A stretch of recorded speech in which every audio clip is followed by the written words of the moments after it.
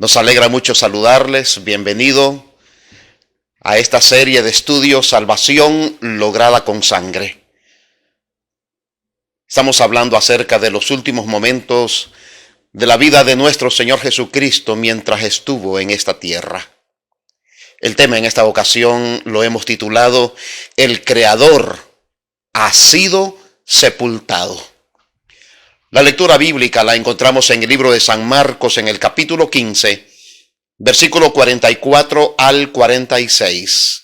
La palabra de nuestro amado Dios nos dice que Pilato se sorprendió de que Jesús ya hubiese muerto. Y haciendo venir al centurión, le preguntó si ya estaba muerto. E informado por el centurión, dio el cuerpo a José, el cual compró una sábana y quitándolo, lo envolvió en la sábana y lo puso en un sepulcro que estaba cavado en una peña, e hizo rodar una piedra a la entrada del sepulcro.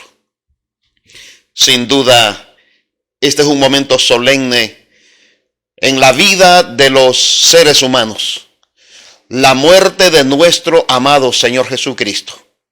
La palabra del Señor dice que Jesús fue sepultado. El registro bíblico de esta historia lo encontramos en el libro de San Marcos en el capítulo 15, desde el versículo 42 al versículo 47. Muchas cosas impresionantes suceden en las personas cuando muere nuestro Señor Jesucristo. En primer lugar, vemos a José de Arimatea, un miembro noble del Congreso judío. Él se declaró un seguidor de nuestro Señor Jesucristo y fue intrépidamente donde Pilato y pidió el cuerpo de nuestro Señor Jesucristo para ser sepultado. También encontramos al centurión romano, que fue el testigo más cercano de la muerte de nuestro Señor Jesucristo y cuya declaración encendió la llama de que verdaderamente era el Hijo de Dios. Fue e informó a Pilato de lo que había sucedido. Queridos amigos, Jesús fue sepultado por hombres piadosos que en estos momentos se presentaron públicamente como sus seguidores. Entre ellos, un fariseo piadoso, un doctor de la ley llamado Nicodemo. Algunos de los edificios más famosos en esta tierra son tumbas. La gran pirámide de Egipto, por ejemplo, se cree que cerca de 100,000 trabajadores trabajaron durante 20 años para construirla. El hermoso Taj Mahal de la India nos dice que cuando la esposa favorita de Shah Hassan, Mumtaz, estaba moribunda, él le prometió construirle el monumento recordativo más hermoso del mundo. Dentro del Taj Mahal reposan los cuerpos de Mumtaz y de Shah Jahan. También en las pirámides sepulcrales de Egipto, como en el monumento de la India, reposan los cuerpos de los que la idearon. Pero, queridos amigos, la tumba de nuestro amado Señor Jesucristo, labrada en roca, es más maravillosa que cualquier monumento sepulcral en el mundo, porque la de nuestro Señor Jesucristo está vacía. Queridos amigos, las Escrituras habían predicho que el siervo de Dios tendría, según Isaías capítulo 53, versículo 9, con los impíos su sepultura, mas con los ricos fue en su muerte, aunque nunca hizo maldad, ni hubo engaño en su boca. Jesús, en verdad, era un hombre pobre, que poseía solamente una cosa de valor, según la Biblia, la túnica sin costura.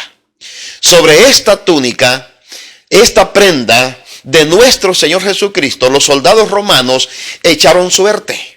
Y según San Juan capítulo 19, el versículo 23 y el versículo 24 dice: cuando los soldados hubieron crucificado a Jesús, tomaron sus vestiduras e hicieron 4 partes, una para cada soldado.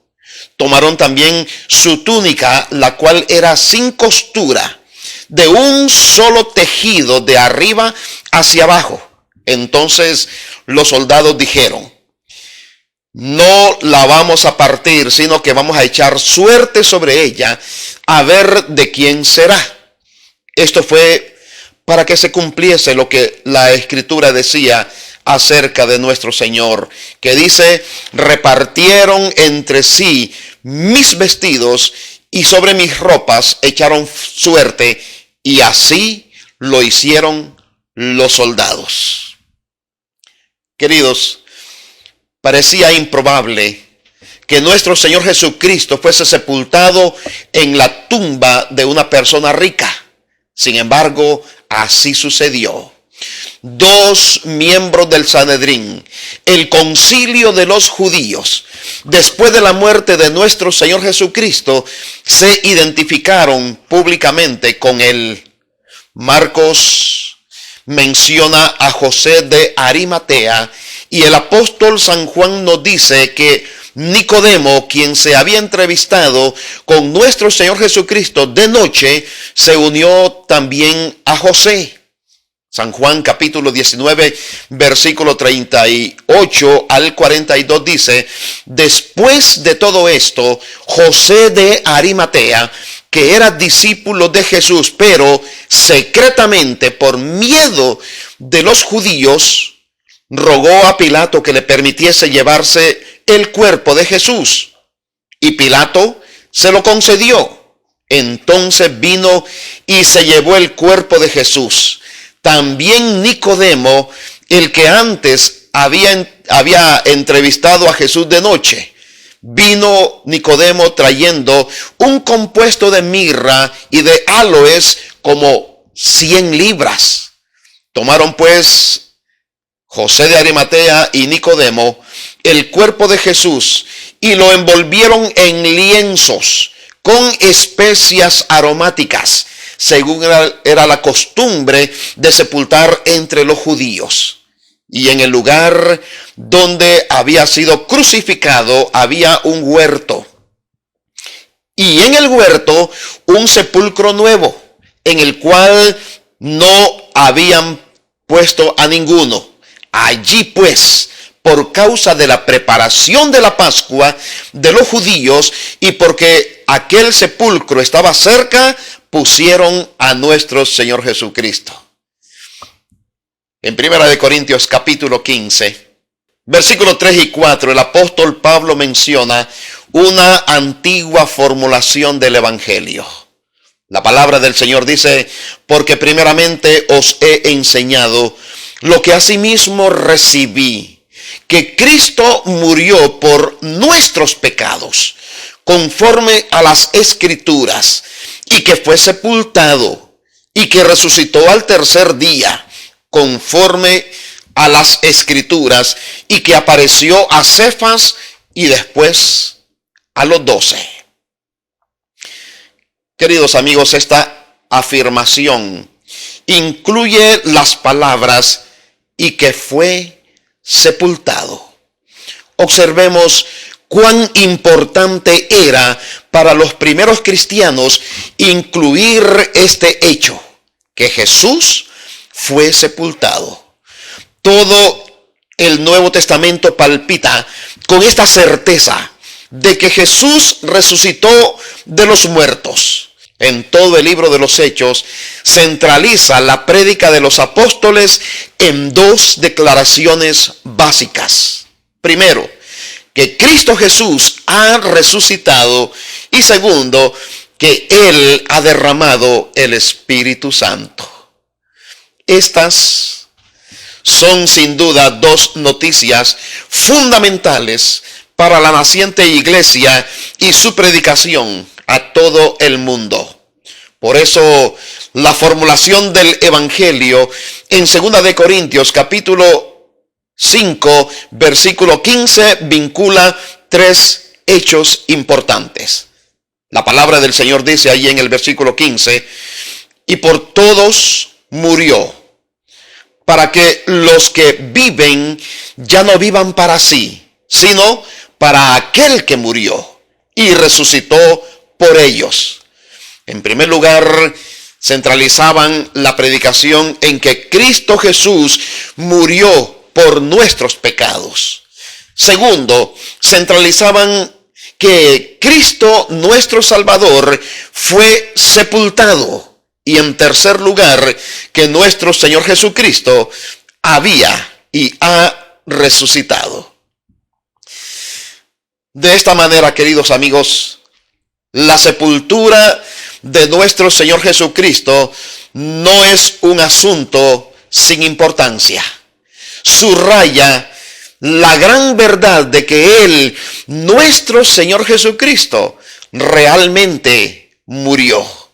No fue que se desmayó, tampoco que se desvaneció, como piensan algunos críticos y algunos escépticos.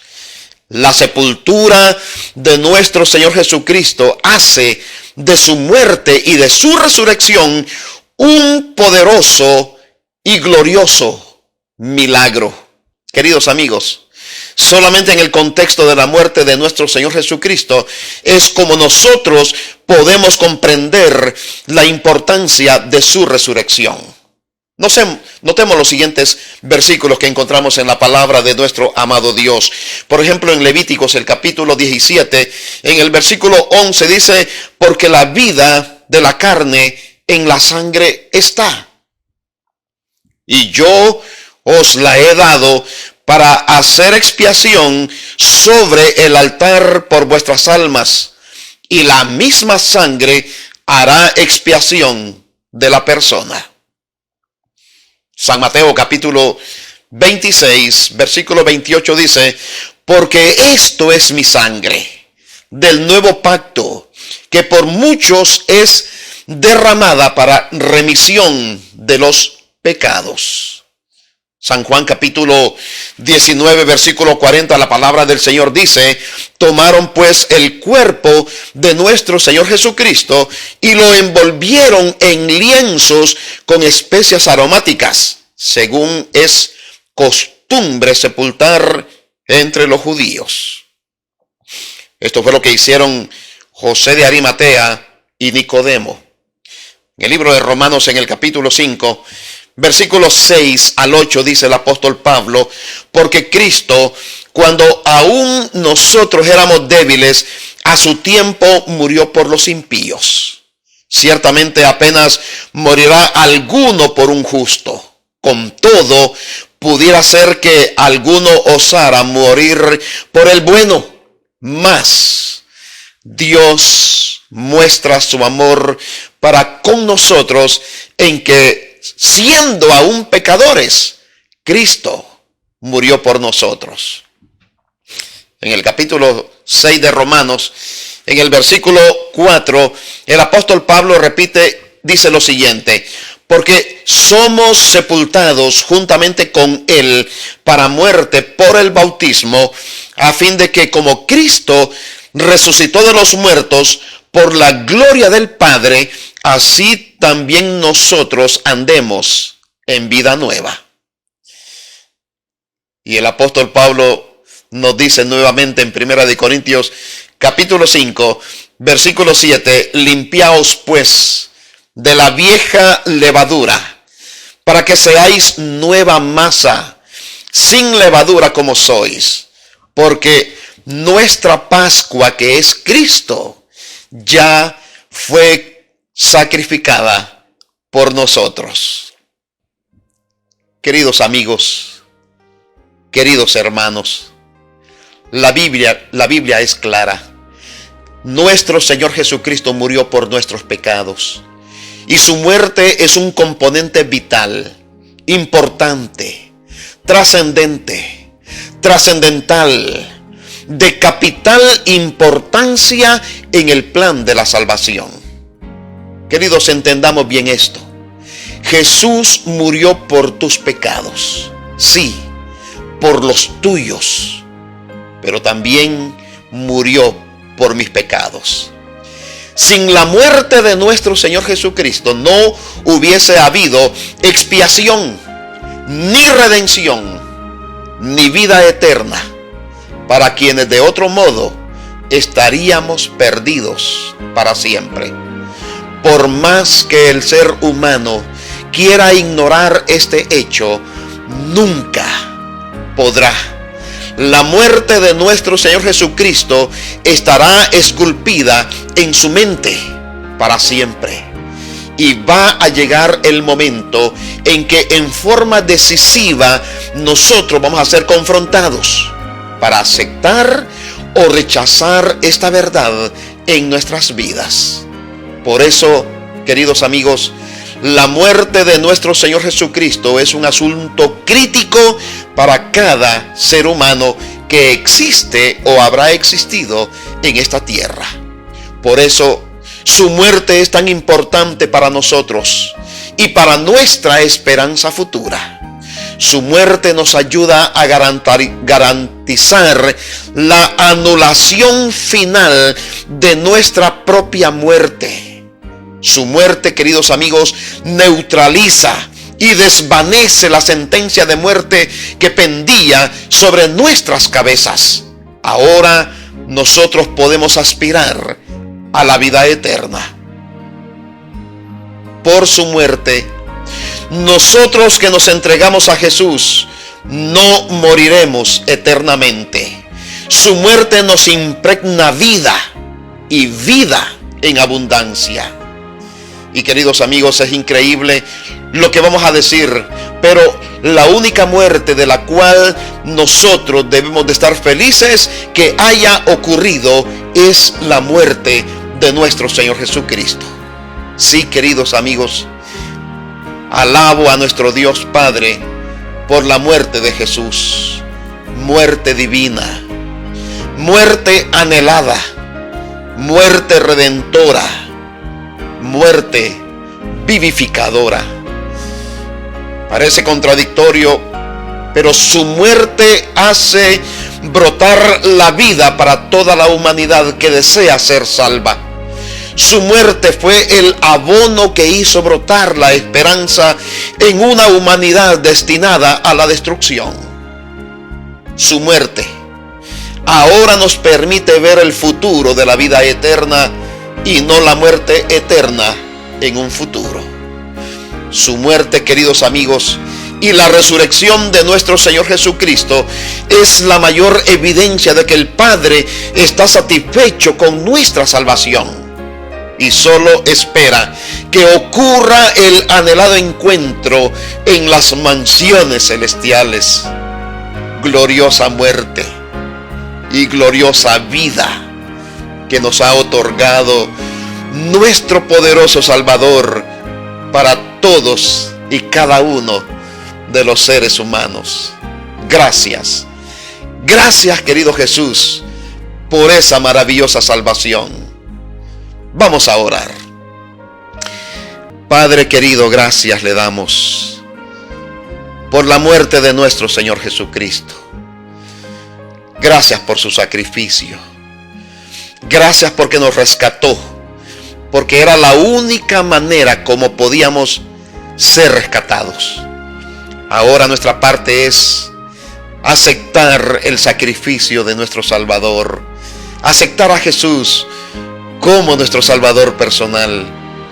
Por favor, Padre, ayúdenos a cada uno a tomar la decisión más importante de nuestra vida: rendirnos a Jesús y vivir solamente para Él. En su nombre lo rogamos. Amén y amén.